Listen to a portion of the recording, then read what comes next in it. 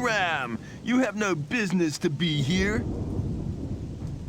I'm searching for the focus. Unfortunately, you're too late for that. I've already found it, and I'm keeping it for myself. The Sleeper talked to me last night and made me his only tool. Now I'll only serve the Sleeper. No more Templars or Gurus. Only me alone! Ah! Greetings everyone, I am Archonokvals, and welcome to the Temple. Today we'll be looking at a true marvel of a game, so far ahead of its time that it's almost mind-numbing. A game that turned boys into men. A game that gave valuable life advice to young women. Be on your guard at all times, especially at night. The quintessential Eurojank RPG, Gothic. God bless Piranha Bytes and the German people. In this video we'll cover everything from the game's story setup to the most minute gameplay feature. And by the end you'll be a more proficient storyteller or a more refined and sophisticated viewer. Ideally both.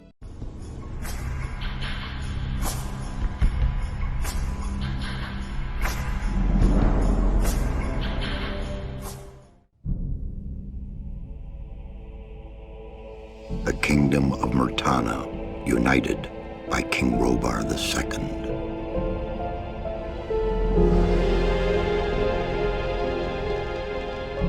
During the long years of his reign, he was able to defeat all foes of his realm.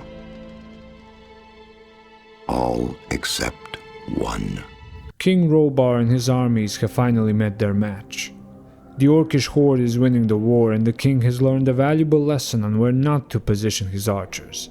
He also learned that not giving his troops armor is in fact a bad strategy. However, hope is not lost. Hope is a rock. A magic blue rock found only in the Valley of Mines on the island of Corinus. Weapons made from this magical ore are lighter than normal weapons, but far more sharp and deadly. They do not break, and he who wields such a weapon can break any shield and pierce any armor. The ideal orc killers. But the ore itself demands a high price, for much effort is required to break it from the rock. It is almost as if the ore fights to stay within the womb of the earth. Effort and time. Two things that King Rhobar and Myrtana were running out of. While King Rhobar could do little about the lack of time, effort was one thing that he could secure. A whole colony's worth, in fact. Any man guilty of a crime, no matter how insignificant, was sent to the Valley of Mines to mine magical ore, for the good of the realm. Failure to comply was not an option, and so King Rhobar gathered the best magicians in the kingdom to create a magic barrier that would make escape impossible. But to quote the leader of the magicians, Something disturbed the delicate structure of magic. We were trapped inside our own barrier. I hate it when my barriers malfunction as well. 1 second of negligence was enough for the prisoners. Corinus was now under the control of the convicts. Still, King Rhobar II was nothing if not persistent. He needed the magic ore, and so he made a deal with the convicts. Goods for ore. Month after month, the king supplied everything the prisoners needed. Month after month, they brought the ore to the edge of the barrier in exchange. This system worked well for about 10 years, and with the power of the magic ore, King Rhobar bought the realm precious time. One day, however, a lonely and nameless prisoner was brought to the edge of the barrier. He did not know it, but he would change everything. Wow, just wow, 2001 people. Already we have an amazing storytelling tool that I like to refer to as the OBE, or Ongoing Background Event. To put it simply, let's say you have a story you want to tell, and you've already prepared a setting for it. If the history of the setting is passive and suffocated by the main story, you have the issue of making your setting feel artificial or irrelevant, like it only started to exist once the events of the story began. This is an even bigger problem when the premise of your story is not really interesting. However, if you take something like a plague or a war and set it as an ongoing background event to your story, the engagement factor goes through the roof. Even if you fail to make the initial premise of the story interesting, a good obe can keep the audience hooked until they reach the good parts of your story. I think I speak for a lot of Gothic fans when I say that the first time we saw that orcish horde on the horizon, we were already hooked before we even saw the nameless hero. So remember, whenever you have a chance, use an obe. Now, let's move on to the next lesson.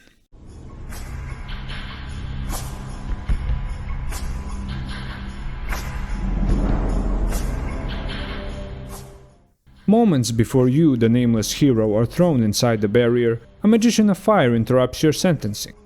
He makes you an offer that's hard to refuse. Take a letter to the leader of the magicians of fire trapped inside the barrier. Messages from the outside world are precious commodities, and couriers are rewarded handsomely. You of course accept the deal and are allowed to skip the judgment ad. Very well, I'll take your letter. On one condition. Spare me the rest of his nonsense. How dare Keep silent. Right, send him in.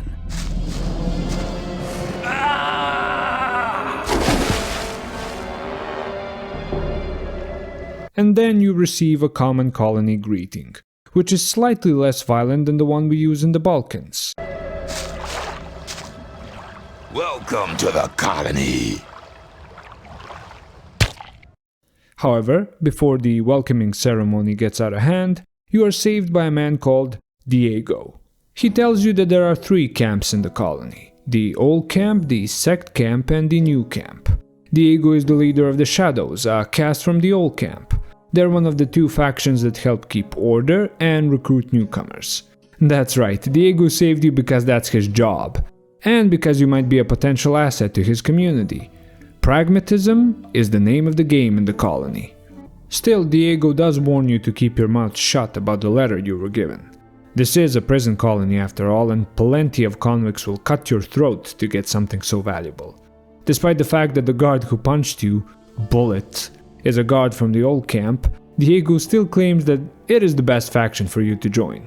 You see, since members of the old camp are the ones who directly trade with the king's forces, they have access to the largest amount of goods from the outside world. To quote Diego himself, "Once a month, the king sends us everything we need.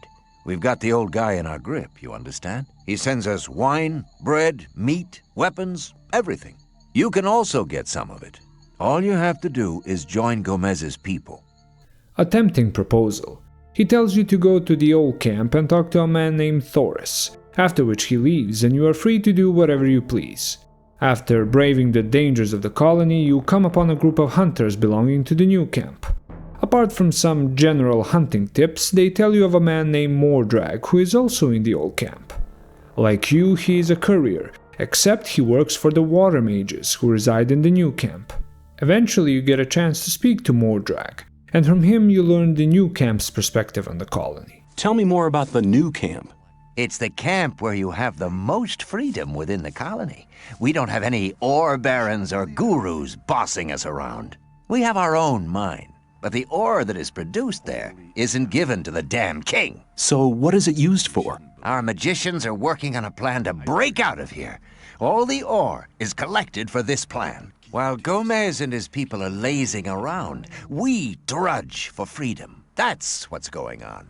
Greater freedom than in the old camp and the promise of one day being free from the barrier. Another tempting proposal, especially to our young nameless hero who's already stated he is eager to leave. Further down the line you'll get a chance to talk to Baal Parvez, a representative of the sect camp. Out of all 3 camps, they are the most easygoing and non-hostile. Since their camp is located in a swamp, they are able to cultivate a plant called swampweed. Once refined, it can be smoked to induce a sense of relaxation and spiritual awakening. Awakening being the key word here.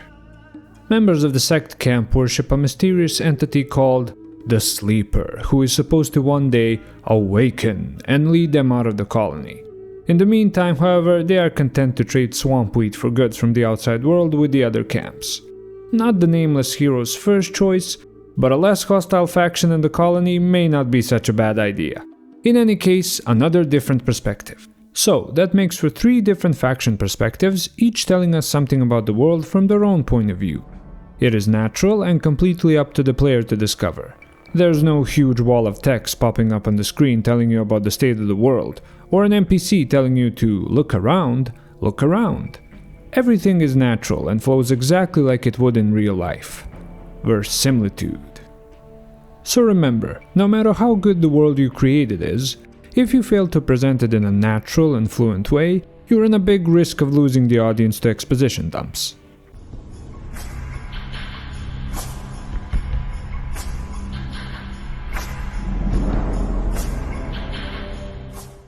As previously mentioned, the Valley of Mines in which you are thrown in is surrounded by a giant magical barrier that grew way out of its intended proportions. Its presence permeates throughout the lives of all the convicts trapped inside. No matter where you go, you can see it. No matter who you talk to, the barrier is always a present topic. I saw the faces of those who tried to get out of the barrier. Don't make the same mistake. The barrier will stop everybody. I don't want to dig in the mine for the next 10 years of my life. No, you won't. Perhaps you'll be one of the real big shots. Who knows? You'll work your way up. But no matter how far you'll get, the barrier will finally stop you. No matter how far you get, the barrier will finally stop you. What a perfect way to sum up the unique feeling of the colony in Gothic 1. It is safe to say that the magic barrier is the defining plot element of Gothic 1. It allows it to stand out as a game, and makes it more memorable for the audience. I think I speak for all Gothic fans when I say that seeing this picture just triggers a huge wave of nostalgia and fondness for Gothic 1. The lesson here is simple. Whether you're writing a book or making a game, try to have 1 to 2 defining plot elements for the story and setting. Big or small, it doesn't matter, as long as it can stick in people's minds as a key part of the setting. It can be a magical construct, an artifact, or a force of nature, just as long as it permeates throughout the setting and the lives of its denizens. By no means is this an absolute necessity, but it is an advantage worth having. I won't be covering the actual story of Gothic in order to avoid spoilers. Although it is no masterpiece of writing, it is still a good story worth experiencing if you haven't already. If there is enough interest, I might even do a video covering the story of Gothic 1. Now, with the lessons from the story and setting covered, we can move on to the next section.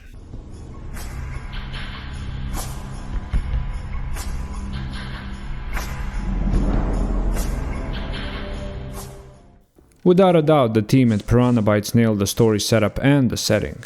However, it would mean very little if the world didn't react to the player's presence and their choices. From the moment you set foot in the colony, everything from beast to man reacts to your presence in some way. Early in the game, when you approach the chicken dinosaur abominations known as scavengers, you'll actually see them react to your presence. Instead of attacking right away, they assume a threatening posture and produce warning sounds, once again adding to the immersion of the world.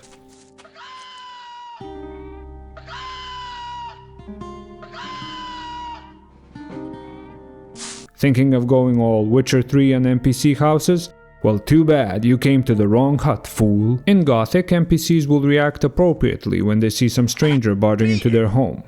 They will either threaten to beat you up if they believe they can take you on, You were asking for it.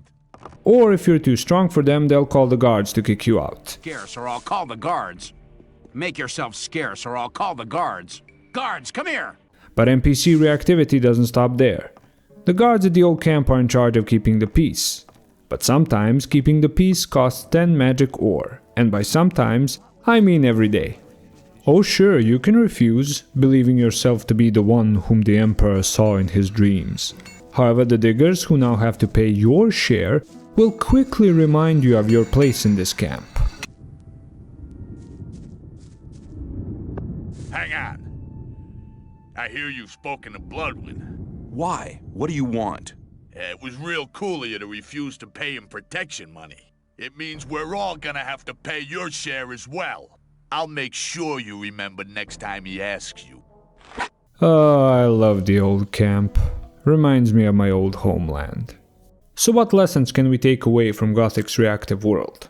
Well, for one, whether you're a novelist or game designer, never make the world feel subservient to the hero of the story. Make sure the world has its own set of rules that affect the protagonist. For example, if in a book the hero commits a crime, Don't let the consequences disappear as soon as it's time for the next story beat. Have them haunt the hero for multiple chapters, or change the very nature of the story. As a game designer, if you can't recreate this level of reactivity, simply adding a few lines of dialogue to an NPC to address player choice will do wonders for immersion. To put it simply, make your world feel like an autonomous place, separate from the hero and player. Make sure this world reacts to their choices, both good and bad, and your audience will love you for it.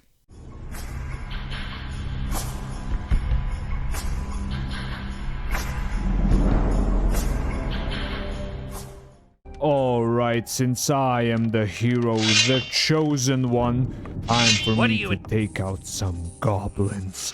Come here, you piece of fucking dirt. Yeah, feel the Oh, right, this is Gothic. From the moment you are thrown into the colony, you realize that you are at the bottom of the food chain, with only the meat bugs to take your frustration out on. And mud. There is no noble mentor to teach you the ways of the hero, and you can barely hold a sword properly. You're a low-life convict. Nothing more.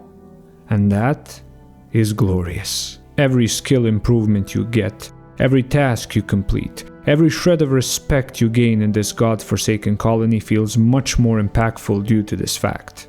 If you're smart, offer to be of service, pay the guards when you can, and are skilled with the lockpick, you'll eventually gather up money, influence, and experience. The reactive world of Gothic will recognize that and reward you accordingly. Get more influential and you'll be allowed to join one of the 3 camps and gain access to their precious armors. Get enough magic ore, the currency of the colony, as well as experience, and you can get trainers to teach you skills like hunting, lockpicking, and of course, combat. Now, a slight segue here. I've heard people talk about Gothic's combat system and call it unintuitive, clunky, boring. To which I must ask, what kind of substances are you using and where can I get some? A game from 2001 with a combat system that has 3 distinct animations plus unique moves associated with each skill level has a boring combat system? What? You realize Gothic was released during the era of auto-attack gaming, right? Okay, I'll give you clunky due to its age, but unintuitive? Boring? Madness!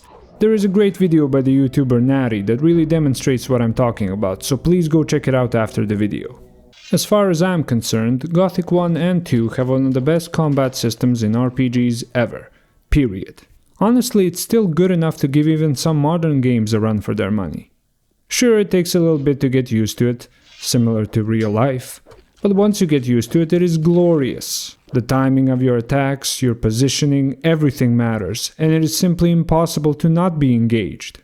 Seeing the glorious animations showing the progress of the nameless hero will always be a key part of the Gothic experience for me. In my personal opinion, one of the main reasons why Gothic's power curve is one of the best in the industry, even to this day, is because of its combat system. Phew. End of segue. So what lessons can be learned from Gothic's power curve? Well, if you're a game designer, it's quite simple. Don't show character progress by showing bigger numbers on the screen or making their weapon glow in a slightly different color. Or worse, QuickTime events. If the game engine allows it, make sure there is a new animation for the hero's weapon to reflect their skill progress. This new combo/animation should be tied to the player's skill, meaning it should appear when the player masters the new controls.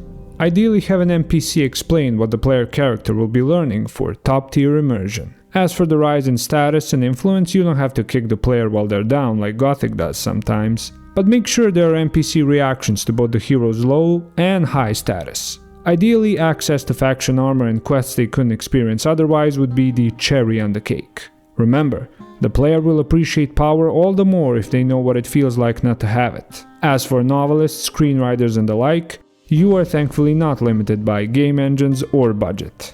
Don't be afraid to spend a few chapters on your hero's struggle, showing them constantly hitting a wall due to a lack of experience. It will be all the more sweeter when they finally overcome it.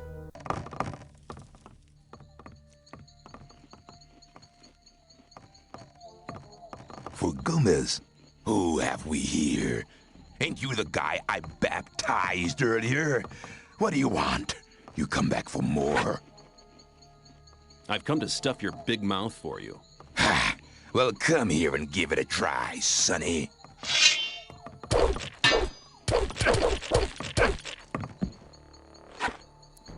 Sword of fear, is it? Huh.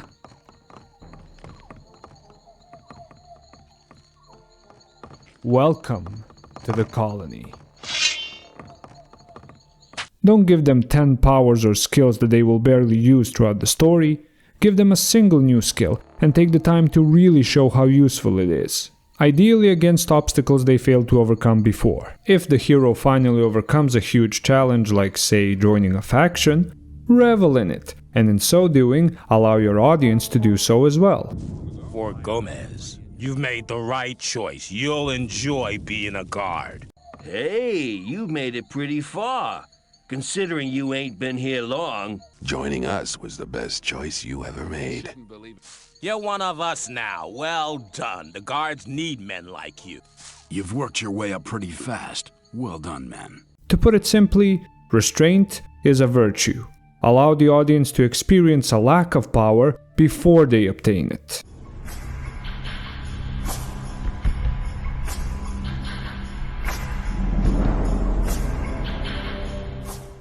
To say the atmosphere of Gothic is captivating would be an understatement. Even to this day there are channels that make ambient playlists based on the many locations in the world of Gothic. The rough handcrafted beauty of the colony combined with the incredible soundtrack by the legendary Kai Rosenkrantz enthralls you after only a few minutes of walking through this world. In fact, you have been hearing Kai's amazing soundtrack in the background for most of this video, so hopefully you see how good it really is.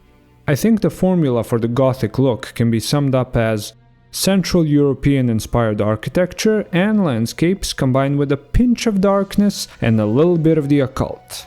It is a look that has captivated us Gothic fans for decades, along with the superb soundtrack that complements the world in every way. However, this is not the whole picture. I'd like for you to think about every game you ever played, from the early 2000s to the present day. How many of them have features that offer no gameplay bonuses, but are there simply for the sake of immersion?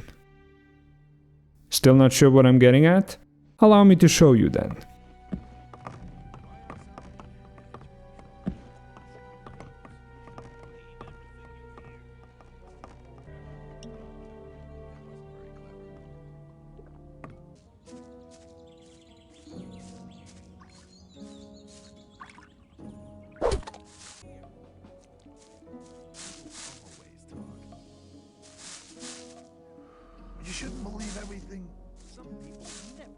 For Gomez! Rely on somebody. Show me. I got them. That's how it goes. You're very probably right. You have to watch what you tell people. You shouldn't believe everything you hear. Happen again. Same old story. There must be something about that story after all. You have to always talk. Tell people. Hang on, better not go. He shouldn't believe everything you hear. Okay, okay!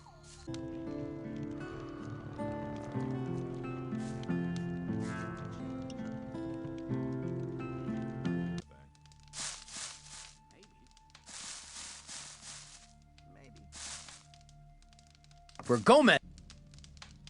I'd like to buy a map. Sure! What do you think? If you think. That won't happen again.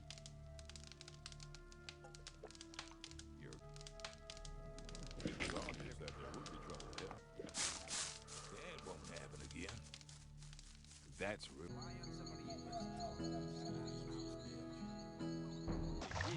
I better keep out of.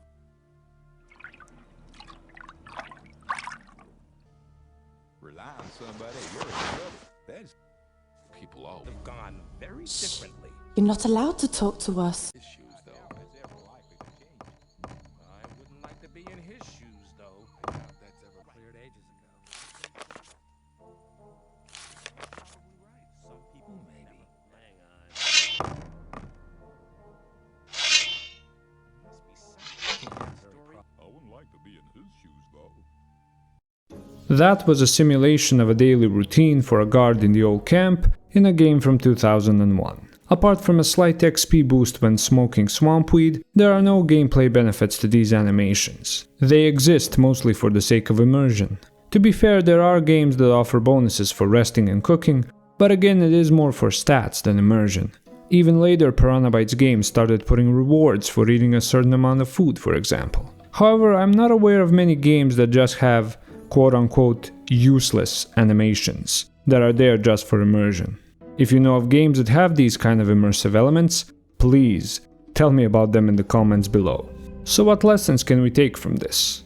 Well, if you're making a game, it seems simple, right? Just have good aesthetics and a good soundtrack. Sure, but just like with good poetry, you can always go a little bit deeper. For one, you can make sure that the aesthetics and the sound of your game are in sync, so when the audience experiences one, they can't help but think of the other. Memorability. A good line of communication between the art and sound teams will do wonders for the game. Just like in Gothic, you can add animations that serve no purpose other than to enhance roleplay. If a player character can sit down after a long day of adventuring, grab a drink and admire his surroundings, I guarantee that's a better feature than finding collectible number 4579 for the achievement of OCD Master. Now, if you're writing a story for another medium, the situation is not much different. Make the most of the breaks between the action. Show your character doing some mundane activity like cooking or training, or even just sitting down and having a beer. Then have them take in their surroundings. Let the character appreciate unique aesthetics or sounds, and the audience will as well. The end result is a much more memorable journey.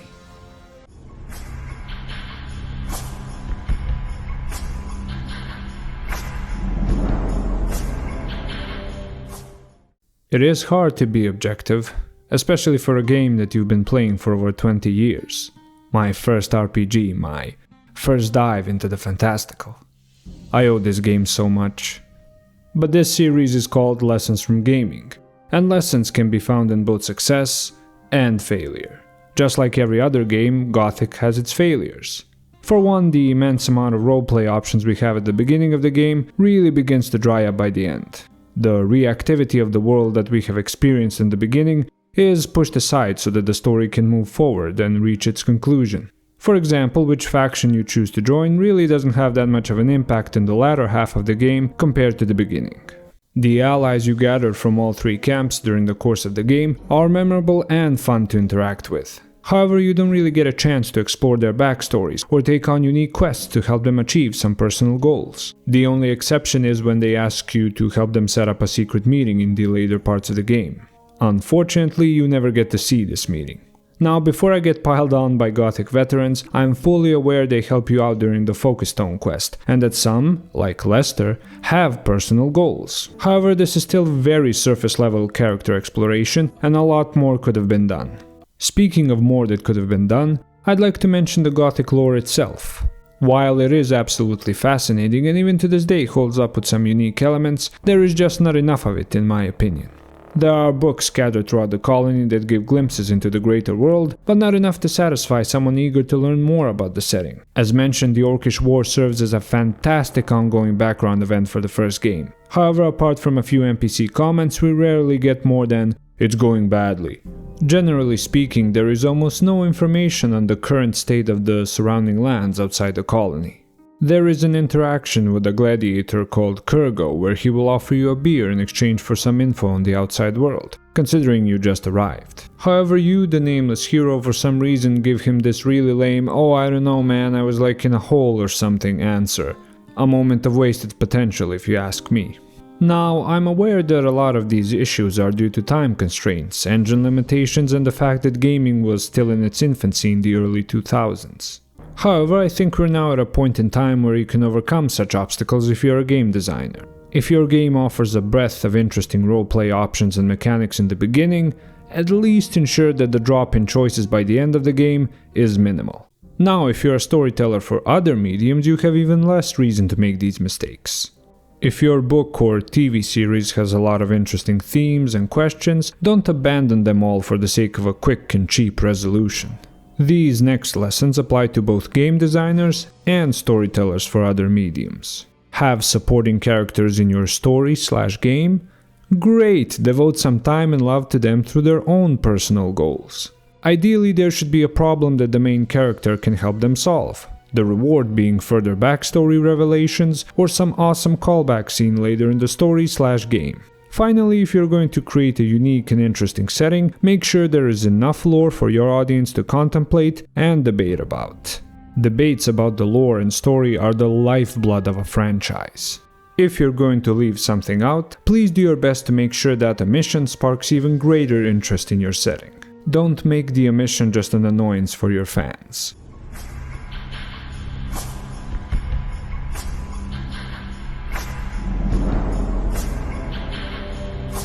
So that would be all of the most important lessons we can take away from Piranha legendary RPG, Gothic 1. There are of course things I left out because this is not a 5-hour long video. However, I'm sure that Gothic veterans will be more than happy to fill in the gaps in the comments below. If even one person is able to take something useful from this video, either as a creator to emulate or as a viewer to appreciate, then all the effort is worth it in the end. Now, you may get the impression this video is meant more for people who are either actively writing stories or making games, and I don't blame you if you do. However, that could not be farther from the truth. Far more game, movie and book enthusiasts will see this video than actual creators. It is mainly for these enthusiasts that I made this video, and will continue to make future videos. The world of gaming and entertainment in general has suffered a lack of quality in the past few years. The shadows grow thick. But as with all things in life, knowledge will be our beacon through this mist. Lessons from gaming's past, present and future will help us find our way back. So for all the wonderful gaming/entertainment enthusiasts watching this video, I have a simple request. Identify, appreciate, and support the creators who applied these lessons from Gothic 1. Identify a setting with an amazing OOP. Appreciate the use of a proper power curve. And finally, support creators who give you reactive worlds. There are many things I'm grateful for in life. One of those is an autumn night in 2003, when my brother gave me 2 CDs so that I could install Gothic on my computer for the first time. It's no exaggeration when I say that this game ignited the flame of creativity in my soul, and set me on a path to finding myself as a creator. If I'm the only one affected by Gothic in such a way, so be it. But I'm willing to bet I'm not. And that marks the end of our journey through one of the most influential games in my life. The game that set me on this path. My conclusion will be a bit smoother next time. I felt it was appropriate to share my channel motivations in my first video. I really do appreciate you all for making the journey to this humble home of mine. I look forward to your next visit. Feel free to like, comment and subscribe. Oh, and have a safe path down the mountain. And I'll see you next time in the temple.